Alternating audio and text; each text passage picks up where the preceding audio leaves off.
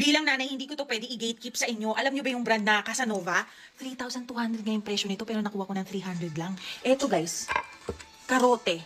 Imported na brand to. Familiar kayo? I-search nyo sa Google. Malalaman yung libo-libo rin ng presyo nito pero napakababa. Daan lang ang babayaran ninyo. Pakita ko pa sa inyo. Eto guys, Technique brand. Ang bigat, sobrang mga quality na cookware. Maniniwala kayong surplus? Eto guys, tong na imported.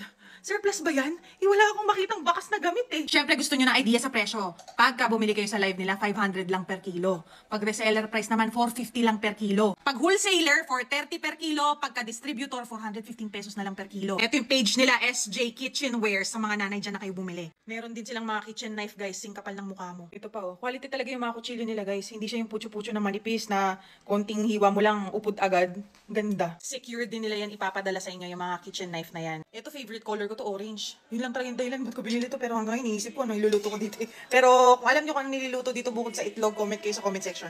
Pero pera ano guys ha, pera biro, ang ganda talaga niya. Ayan sila guys, ang dami na nilang followers. Shinare ko lang sa inyo kasi syempre kapag nanay dapat laging naghahanap ng mga tipid.